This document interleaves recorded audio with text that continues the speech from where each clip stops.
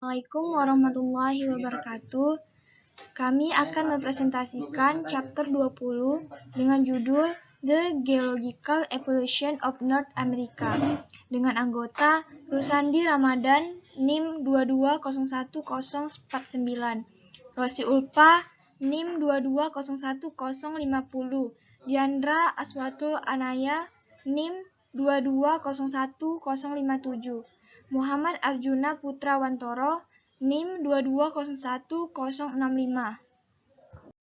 Geologi Evolution of North America terbagi menjadi beberapa poin, yaitu pertama, the North America Continent, 2. The Craton, 3. North America 2 billion years ago, 4. North America 1 billion years ago, 5. North America a half billion years ago, 6. Breakup of Pangea Tree, 7.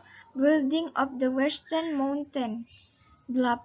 The Pleistocene Ice Age and the arrival of humans in North America. The geological evolution of North America. The oldest known rock on Earth are those of the 3.96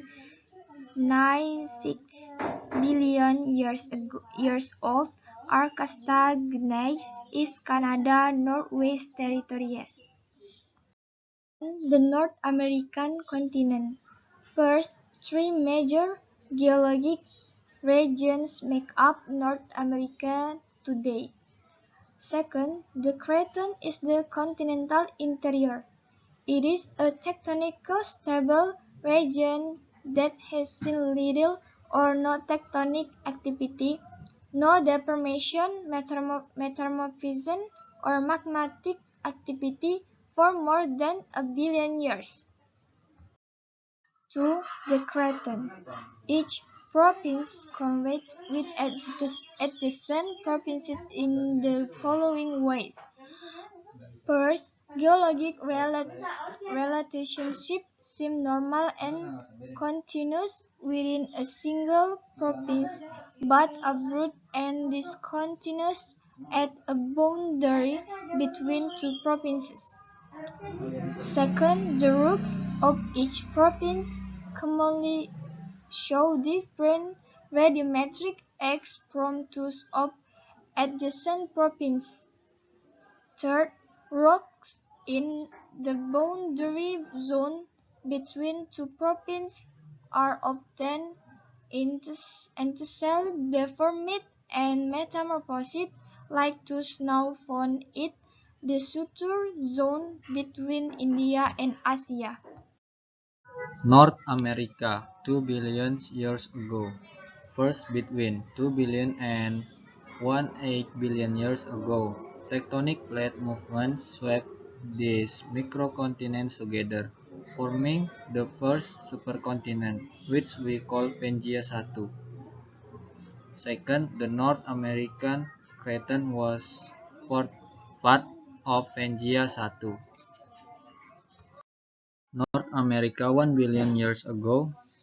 First, after Pangea I split up, the fragments of continental crust reassembled about 1.0 billion years ago, forming a second supercontinent called Pangea II.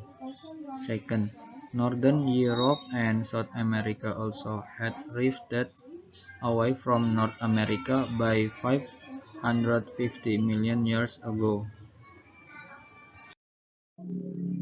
North America a half billion years ago. Eastern North America continued to separate from South America as the intervening ocean widened through Middle Cambrian time. Then the two continents began converging again and collided in mid-Ordovician time. The convergence of the continents caused subduction of oceanic crust near the east coast of North America. Volcano erupt, granite plutons Intrude the crust, mountains rose, and great belts of metamorphosis rocks from along the east coast. This first phase of building of the Appalachian mountain chain is called the Teutonic orogeny after the Teutonic Range on the border of New York State with Connecticut and Massachusetts, where rocks deformed by that orogeny are exposed. The term orogeny refers to the process by which mountain ranges are built. The collections of sedimentary rock westward from the continental shelf onto the craton, forming tremendous thrust faults and faults along the east coast. This second phase of mountain building in the Appalachians is called the Acadian orogeny. Recall that along rapidly spreading mid-oceanic ridge displaces a large volume of seawater, rising sea level and flooding now low-lying portion of continent. The sea did not cover the craton continuously, however. Seas advanced and withdrew several times as sea level rose and fell. Each time sea level rose, the shoreline migrated inland, spreading a blanket of marine sand, mud, and carbonate sediment across the craton. As a result, a veneer of sandstone, shale, and limestone ranging in age from Cambrian through Pennsylvania now covers much of the central part of North America.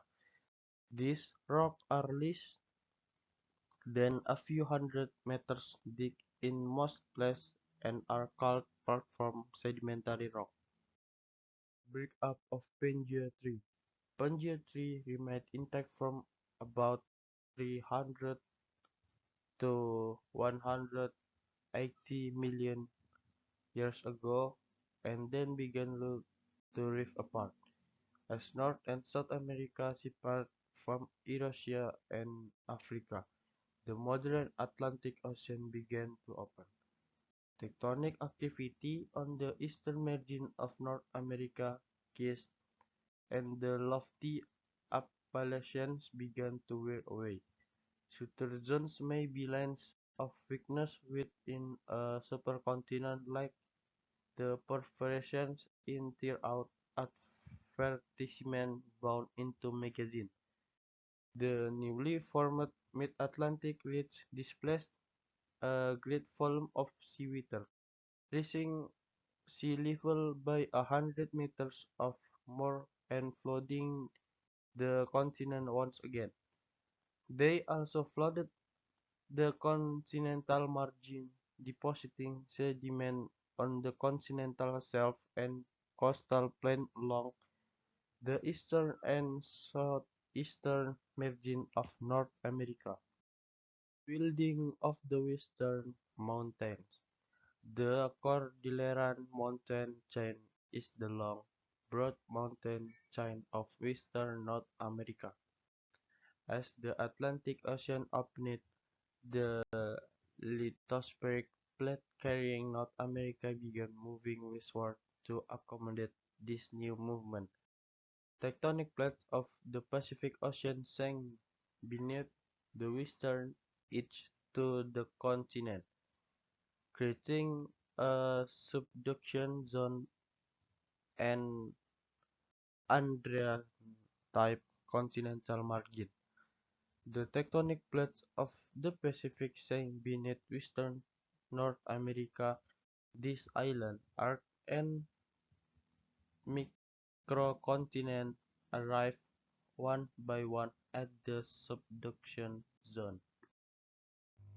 Geologists have identified about 40 excrete island arcs and microcontinents called upgrade terrains in the Cordillera. The Pacific Plate carrying some terrains were moving northward while the continent was moving west. When the terrain hits the continent, they create a compressive force like the cohesion of the continent. The zones resulting from fault and thrust fault of rock are called Cordilleran Fault and Thrust Belts. Only the deeper and hotter parts of the crust can split plastically, however, top crust cold and crumbly. Plutonic and volcanic rock formed over the last 45 million years are abundant in western North America. In the past 30 million years, Southern California has arrived at the rise of the Eastern Pacific. At that time, the Pacific Plate was moving northwest, almost parallel to the westward movement to North America. Since these two plates move in nearly the same direction, they do not meet. Therefore, subduction stops where California touches the Pacific Plate. When the terrain hits the continent, they create a compressive force like the collision of the continent. The zones resulting from fault and thrust fault of rock are called Cordilleran Fault and Thrust Belt. Only the deeper and hotter part of the crust can split plastically, however, top crust cold and crumbly. Plutonic and volcanic fault rock formed over the last 45 million years are abundant in western North America. In the past 30 million years, Southern California has arrived at the rise of the Eastern Pacific. At that time, the Pacific Plate was moving northwest, almost parallel to the westward movement of North America. Since these two plates move in nearly the same direction, they do not meet. Therefore, subduction stops where California touches the Pacific Plate. New fault is the beginning of the San Andreas Fault. As North America continues to move west and achieve a longer East Pacific rise, the San Andreas Fault grows longer and migrates inland. Many geologists working in the basin and lands believe that the stretch and fault are at least twice the width of the area. The tectonic force associated with the San Andreas Fault continue to this day, and the basin and range fault and magmatis are still active. Colorado Plateau, a large block in western North America, known as the Colorado Plateau, remains oddly immune to fault and igneous activity, despite being surrounded on their sides by the basin and range, probably because it has a thicker and stronger crust. Between 5 and 10 million years ago, the Colorado Plateau rose with much internal deformation into height, nearly circular topographic features as the Colorado Plateau rise. The Colorado River cuts the Grand Canyon into rising bedrock.